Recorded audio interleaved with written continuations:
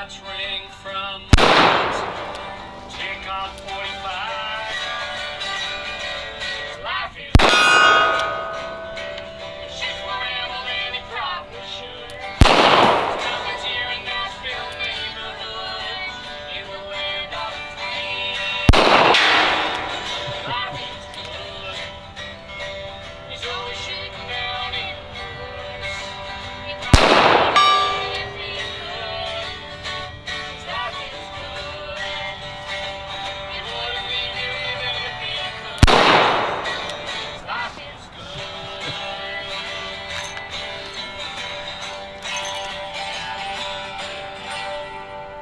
Yes, Hickok 45, your internet shooting companion, coming to you from the still barren hills of Tennessee. Yes, I'm sorry, they're still barren, but of Tennessee, the home of not Colt, but the home of Smith & Wesson and Beretta. That's not bad, is it? Yeah, they moved to Tennessee. Actually, there's some other gun companies, who am I not thinking of, that are in Tennessee now. Sorry about that, but there are some smaller manufacturers, I think, here. And who knows, maybe Colt will be here one day. But yeah, this is a Colt, my Colt Python. Python made in 1981. This is not one of the new ones. I have one of the new ones, but this one is an oldie. And I don't know that it's any better than the new ones. It's probably not as durable. But it's still a beautiful classic, like all the Pythons, and I just had to get it out. Almost did last week. I apologize for having revolvers out 2 weeks in a row.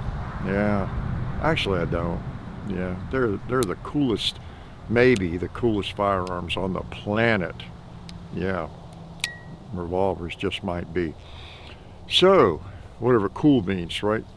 Yeah, 6-inch blued Python, 1981. That is a gorgeous animal. Yep, a snake, gorgeous snake. I've always thought that. Most of you think that, not everybody. There are advantages to the Smith. I prefer, by and large, Smith & Wesson. If you look at how many Colts I have, modern Colt double actions versus modern, I say, whatever, 1940s, 50s on up. Modern Smith & Wessons, I have many more, I guess. But they're just sweet. Actually, I got quite a few Colts now, don't I? Time gets away. Purchases, well, they don't get away, but you kind of forget about some of them sometimes. They get neglected. Yeah, they really do. And I'm glad you're here. I'm glad you're here. I'm glad I'm here. This is not a warm day at all. It's cold, coldish, and it's going to be worse. It's going to be worse. I'm early again this week. And man, there is no day that I want to be out here after today, really. In fact, I got looking at the weather again. I was not going to come out and shoot today. And I looked at the weather forecast by the hour and by the day, and I thought, whoa. If I don't shoot some today, I ain't going to be shooting this week. That is for certain. Hasn't happened yet this year, but it would have this week. It might next, I don't know. So anyway, it's kind of a special day. Yeah, 38 special day. That's what I was shooting. You could probably tell. Those of you who are a little more experienced know I was shooting 38 special out of this. How could you tell? Come on, how could you tell? Did I even bring any magnums? I brought a few. I'm waiting. Yeah, the delay, right? Took longer. It took longer for the sound to get back, didn't it? That was a trick answer. That's not the correct answer. It did not take longer for the sound to get back, right? You same experienced shooters, that would not be true, would it? Once the bullet hits and the sound starts coming back at us, I don't think the speed of the sound is going to be based on the speed of the bullet that got there and made the sound. Yeah, pretty tricky, aren't I? So it is the speed of the bullet. Takes a little longer to get there. But a news flash for everybody from your Stanford, MIT, Vanderbilt educated physics professor here. The bullets getting to the target make no difference. But these are a little bit slower getting to the target. So the interval between the gun blast you hear, because you're right here close to it, right? The interval between that and the bang you hear on the gong is longer. Yeah, whatever the reason. And of course the reason is the bullet's a little slower. So for those of you I had to explain that to, yeah, you got a lot of learning to do, don't you? A lot of physics to catch up on, whether you know anything about firearms or not. So yeah, this is, and you know this thing, in my research for this over the years, I recall reading that, I didn't know this back in the 70s when I was infatuated with the old Pythons and things, but that it was really meant to be a 38 special target firearm. And what was it? It was when the Smith & Wesson got so aggressive with their 357 models and everything, and selling so many of those, that the Colt decided to make it a 357. But it was really designed, I think, initially planned to be like the ultimate target, a revolver. You know, not meant to be a magnum. And it is, and it does okay with magnums. I don't think it holds up probably, I don't know, but as well probably as an N-frame Smith, maybe even as an L-frame Smith, I don't know.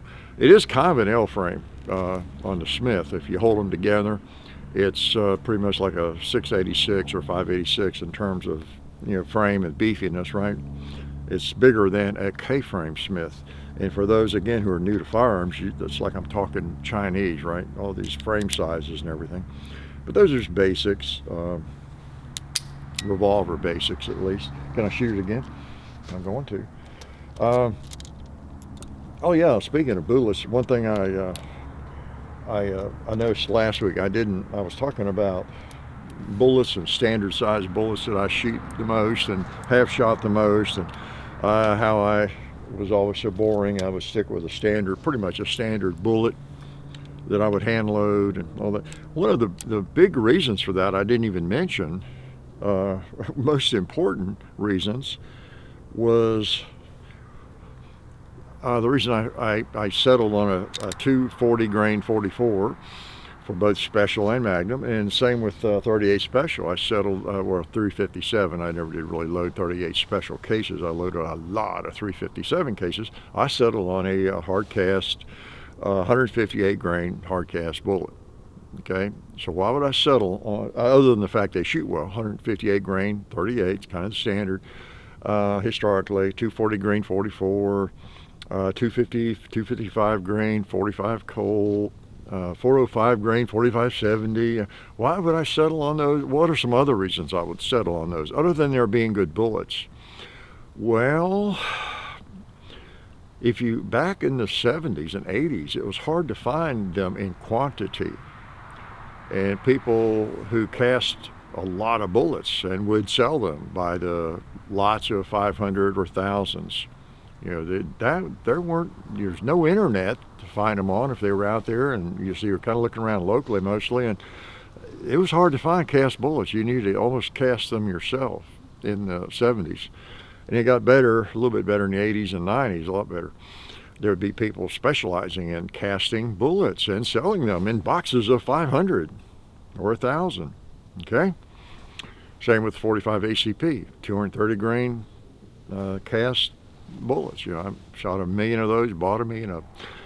And so you're buying those bullets, and if you can buy them in bulk. Now, there were also probably some of those same casters, they might have offered, say, a 44 Magnum or 44 Special bullet in, I don't know, 200 grain or some other weights, but they typically didn't, you know, cast thousands and thousands of them. And if you know anything about economics, you know, whatever people are making the most of, right, is going to be the best value, and they can offer them at a better price. And so that was another major reason. I could find, I remember what was that company? CN something. And, there was Vance. There were 2 or 3 companies back in the 90s when I was doing some USPSA and stuff and shooting a whole lot. And I would buy them by 1,000. I'd buy a couple of thousand bullet heads, I'm talking, bullets at a time. And I remember having stacks of those boxes, and even still, occasionally, you're having thousands of them. And so they were cheaper that way, buy them by the 1,000, or 2,000 or 3,000 or 5,000. And of course, it's a standard bullet available. You're not finding boxes of thousands of them at some oddball weight, that kind of thing, just because you wanted a 273 grain bullet. You might get somebody to cast one, or there might be a mold for it. Someone might cast it, but not by the thousands probably, and be able to offer it. At that time, 44s I was paying, I was loading them for a nickel, 3 cents a bullet head. 3 cents in the bullet head in like 1989, 90, along in there, a large caliber. And of course they went up after that, but anyway, that was one of the main reasons. There was another major reason. They were available in those weights and sizes, semi-wad cutter, and you could buy them by the thousands if you were doing a lot of shooting. All right, I know you were worried about that. Many of you wonder why I didn't mention that, right?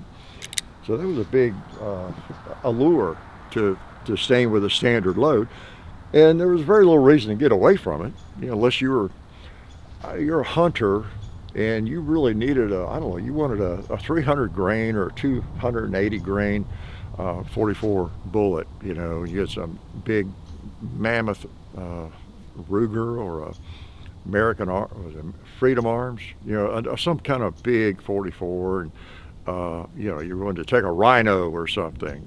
It just depended. All right, too much learning, too much education coming at you, right? What about you, Mr. Hogg? A couple on you, buddy.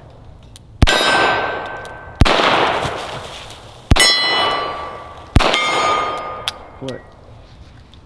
I'll tell you, there's not a lot that's more fun than shooting a nice revolver 38 Special. It's hard to beat. Many of you have already discovered that pleasure of life, haven't you? Yep, you really have. Reminder to be supporting, I haven't mentioned it lately, support your local sheriff. Now, support your local gun rights organizations, your state organizations first, probably. And then whoever, nationally, whether it's NRA, GOA, Firearms Policy Coalition, you name it. There's lots of people doing good work out there, and pick one of them or all of them, and do what you can, for the cause. Don't forget that. Okay. All right. Guess what else I brought out here? Oh well, guess where it is. Imagine that. Oh yeah. Speaking of that, appreciate Buds, appreciate Silencer Central. I just ran into them today, actually, in Nashville. But anyway, appreciate Silencer Central. You've seen us shooting the Banish lineup. Great mufflers. And then, of course, SDI, the Sonoran Desert Institute. Get yourself some good distance learning on a variety of topics. Check them out. And then these people here are in my pocket. Alabama holster. Yes. Great little Kydex concealment holsters. All right, I got some more coming. This one's for the K6. Ooh, I don't have a K6 in it. Alabama holster. All right, let's try it out, see if it works.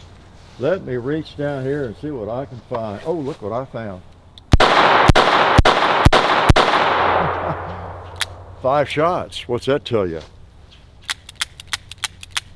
Tells you it might be a J-frame, right? That's what it is. What I finally got my hands on. Ultimate carry. Yeah, ultimate carry, 642. Ultimate carry, 642. I'm only a year late getting one of these things. I just have not been able to get one.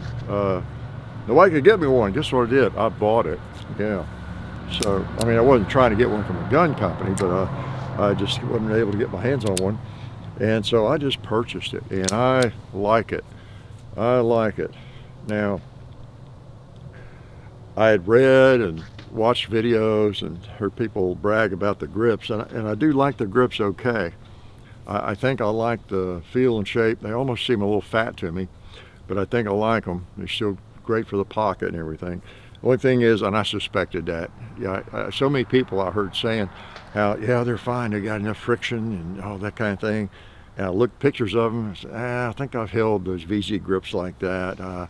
They may have enough friction for you. I have a feeling they're not going to have enough friction for me. So I was suspecting that was going to be the case. You see what I did. My redneck grip tape for Talon grips, I just wrap it around there. And so I don't want to wrap them totally. I don't know. I got some other VZ grips I ordered. I think they're VZ. They're a little different, I think. And they'll be in a week or so, and I'll try them out. They got more friction. Because I know there are some VZ grips that have a lot of friction, but these ain't them that come on these pistols. And they're going to feel fine to most of you.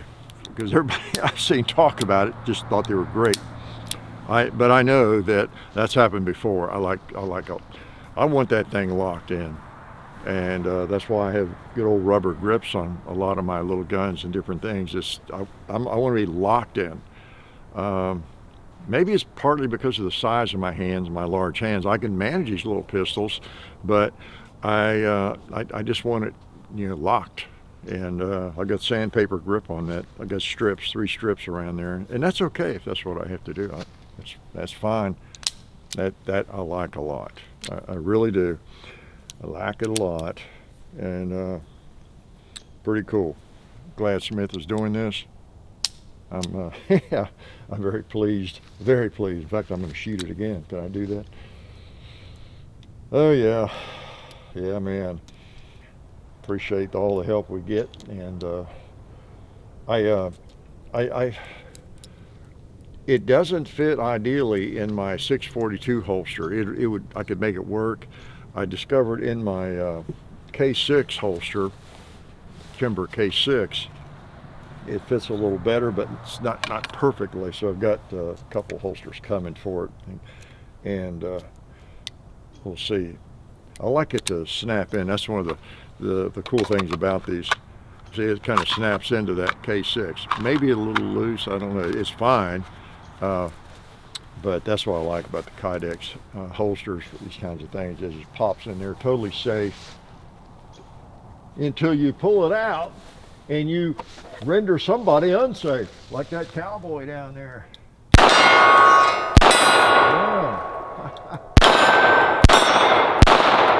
Good shooter. Good shooter. Just fine. Gonna get me the same gun in a 32 H&R. That's my plan. So, yep, that is sweet. That is sweet. Hard to beat.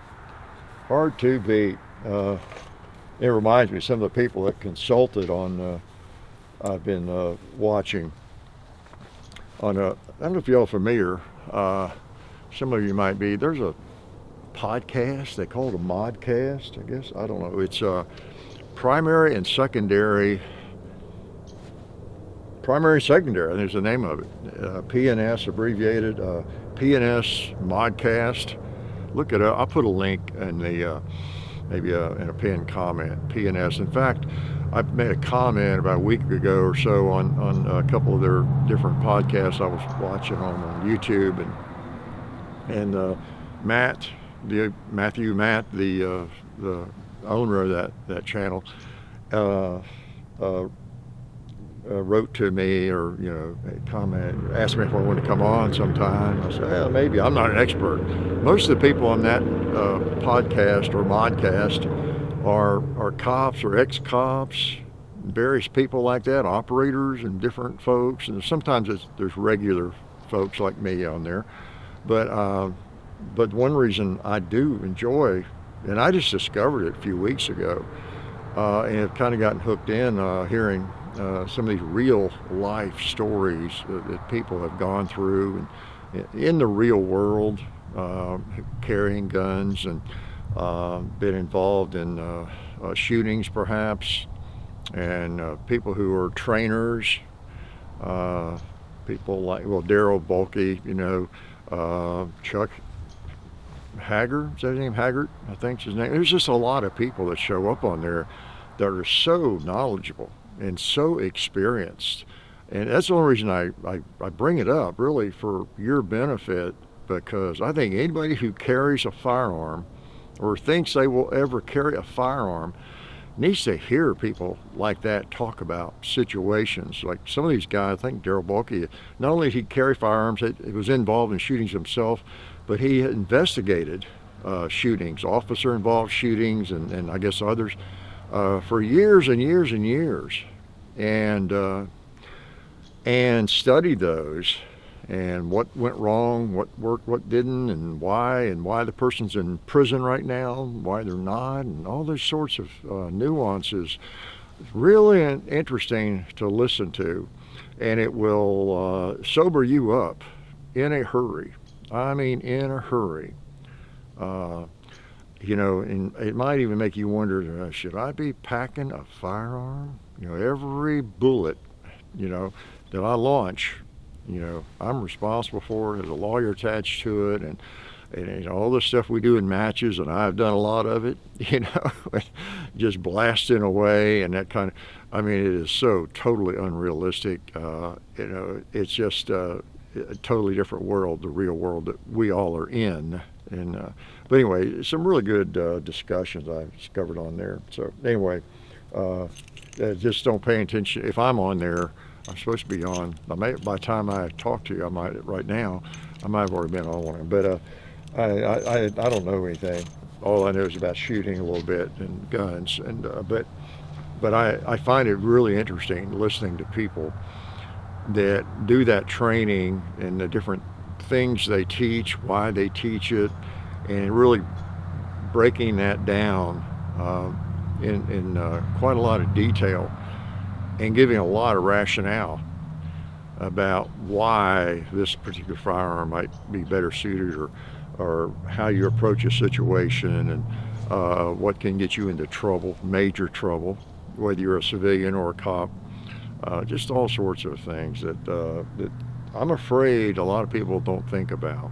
I'm afraid they don't, because even if you do think about it, when the stress hits, it's just a totally different matter. So anyway, like I said, I'm no expert, but I find it interesting and educational, to keep me aware of what I'm doing. In which, my advice for young people, anybody, it's involving that. I mean, all the stuff that you see in the movies, TV shows, whether it's John Wick or my favorite westerns, all of that stuff. It builds into us. Be careful, is my advice, because it builds into us just a notion about firearms that is just a little way. It's just too cavalier. It's just just blasting away, and the things you can hit, almost without aiming, and without regard for people behind the bad guy, or in front of the bad guy, and all these sorts of things. It just gives us such a cartoonish picture, really, of that kind of thing. We've talked about a lot of those, how in the westerns, a guy gets shot in the arm, it's no big deal, he's going on with everything he's normally doing, or gets hit over the head with a gun barrel, he's fine 5 minutes later, and shootouts in the street, people standing behind them outside the saloon, and just crazy things that happen in the movies. Imagine it. I think maybe, you reckon it's because it's fiction? Yeah, probably is. And also the fact that most of the people who make those movies know nothing about firearms and don't even think of anything about it, right? So anyway, just remember that. If you're watching gun videos, I guess, right now, today, this is sort of a gun video. So you have an interest in firearms, just be sure you read extensively and you really think about that, and how much responsibility is involved in that. It never leaves my mind. Boy, there's so many ways you can end up in prison yourself, and or me, you know. And I've joked over the years, you know, you hear about things and horror stories of people who were they meant well, and they weren't necessarily all that reckless, but they ended up hurting somebody, and they're in jail, you know. Or they just got some crazy prosecutor that just took it out on them, and they're in jail. Depending on where you are when it happens, you know, it makes such a huge difference. And I've joked over the years at times, well, I've got this thing figured out about carrying a gun, you know. I'm going to make sure I don't end up in prison because I am not going to fire until I feel a bullet hit me. That way I should be okay. Not necessarily, but I should be okay. That was a joke, but maybe. Yeah.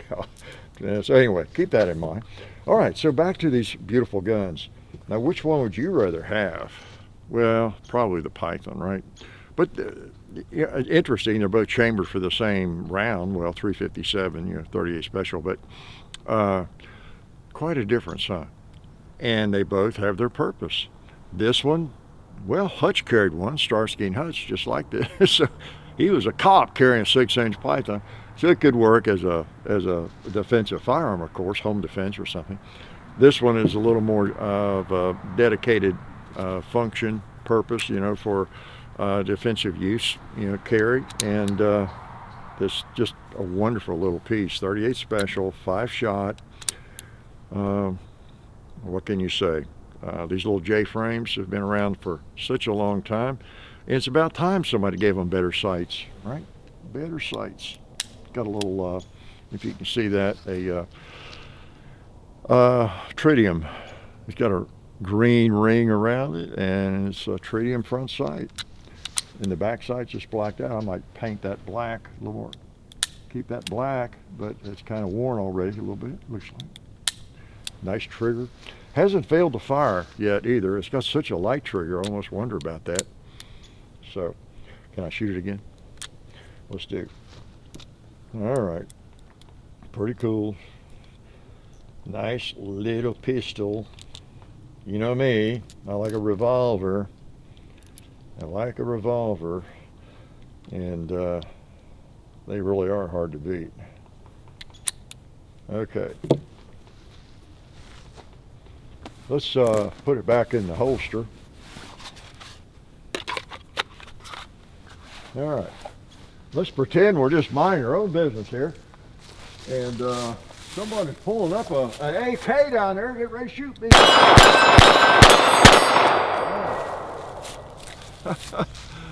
He had that AK already.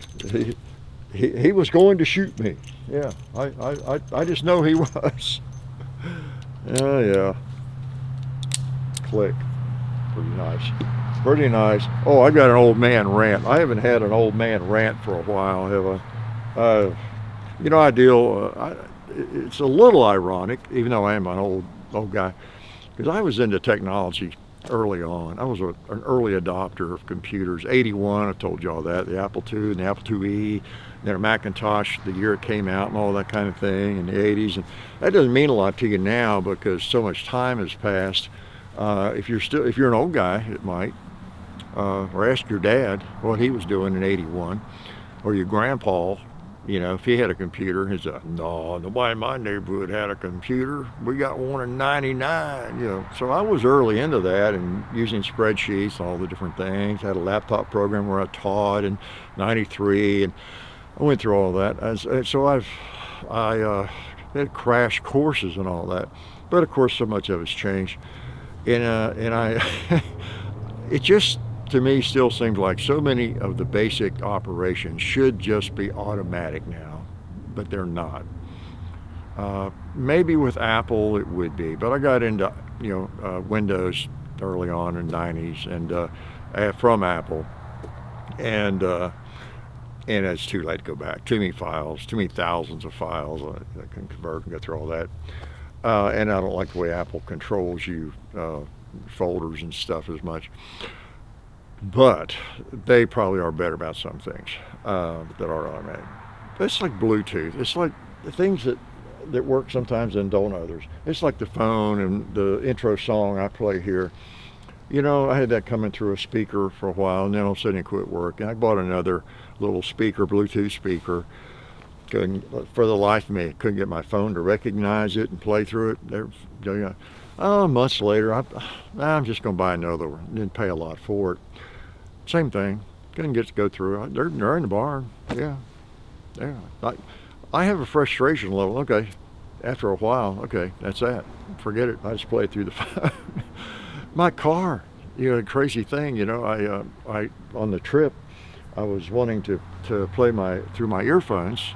So I normally just play if I'm playing a podcast or something, I'm in the car by myself, play it through the radio. My radio picks it up and everything, and through the Bluetooth. So on the trip though, I didn't want my wife wanted to listen or do other things. I just and my Bluetooth earbuds. I just play it through that. So I've had trouble getting to do just that though. If I don't change something on the radio in the car, it'll want to play through the car radio anyway. So I went through that and found out where I can turn that off finally. So ignore the phone. Finally got that, whatever it said, disconnected or something. Okay, so that worked out well on the trip. Well, now I've tried several times. I can't get it to play back, get that reset to play through the freaking car. Tried everything. I've gone to every place. I know the phone, the Bluetooth's on, and it won't recognize you, won't find it. So, okay. I'm to the point now where, okay, I guess I won't do that, My camera on my laptop just quit working a couple days ago. And wouldn't you know it, it's when I had a call to somebody, a Zoom type call. I got another one this week coming up. It won't work. Oh, okay. Let's see if I figure that one out. Go into all the fixes, supposedly, and that won't recognize it. It says it's disconnected. Well, it's built into the computer. How did it get disconnected? I didn't disconnect it. And I went through all the things and recommendations, reset, and that still won't work. So anyway, that's my old man rant, technology. By this point in time, it should just, maybe AI will solve some of that. You can just tell AI, hey, the stupid computer won't do this. You figure it out, or this won't connect to my phone or whatever it is.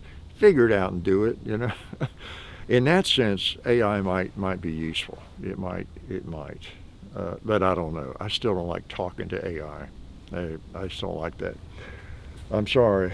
I'm not that guy back in the 80s or 90s, whenever it was, that wouldn't talk to an answering machine. There were people like that. My dad was that way. I knew people like that. They called when answering machines became popular.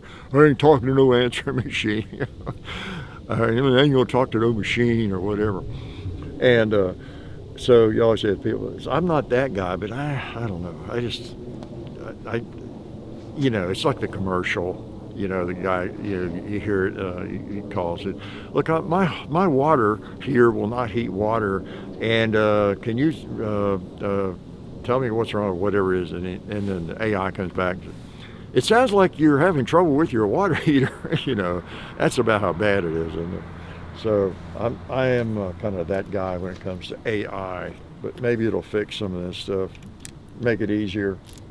So I have a frustration I'll mess with for a while, then I'll revisit it. I'll get the point, okay, I'm done, kick it, whatever, and that's it. I'll never try to attach my phone again to the car or whatever it might be. But after a few weeks, I was like, okay, let me revisit this. Let me Google some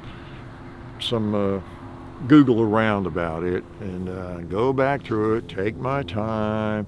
I've got the manual on my computer at the car. I'll maybe figure it out, but it just should be simpler. That's my point. Okay, let's shoot Ballistol.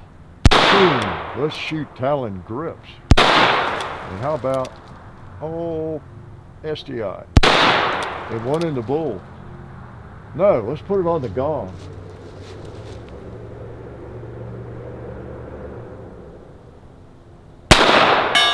I love it. Do we have one left for Clyde? Yeah, we did. I saved one for Clyde. I have two. All right. Or one. Yeah. See at pace to know which way your cylinder turns. This one turns clockwise. It's a Colt. The other one turns counterclockwise. It's a Smith & Wesson. So you want to know that. If you ever had to just load two real quick like this Smith & Wesson, that bear's almost on me. I close my cylinder over here and I know they're going to come up, right? So know what kind of revolver you're carrying and which way the cylinder turns. That's my advice. Okay. So is there anything else you want to know about? Probably not. I am so glad I came out today. It is cold, but it's not horrible.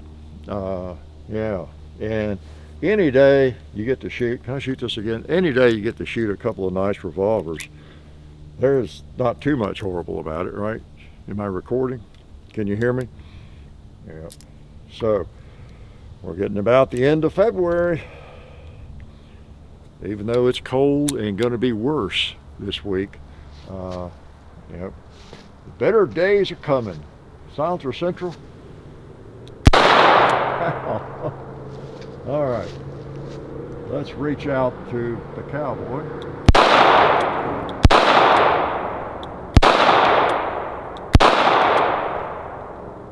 Did I hit him?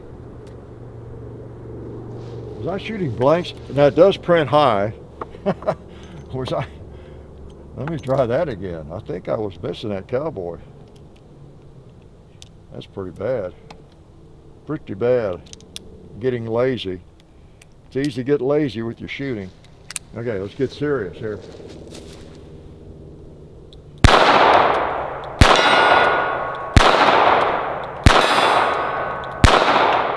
Oh, I see it. It's going high. Going high over his shoulder. Okay, that's going a little higher than I remembered. We'll try that again. Make sure I feel good about where those go. I'm going to go on this plate right here. All right. Yeah. Yeah, pretty high. Yeah. Yep, Prince high. Okay. So, I like that little guy. That's probably a keeper. A keeper. In fact, I'm going to double it.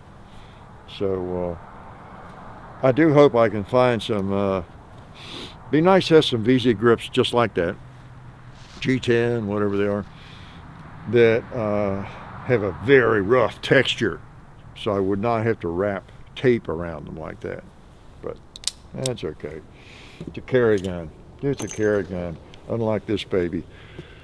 Probably not my carry gun, but a sweetie. A real sweet revolver. Yeah. So I guess I should let you go. Quit yakking about non-essential things. And appreciate your all support. Really do. When you find us, make sure you're subscribed wherever it's this channel or the clips or the shoots channel, talks, wherever. And appreciate the support. Life is good.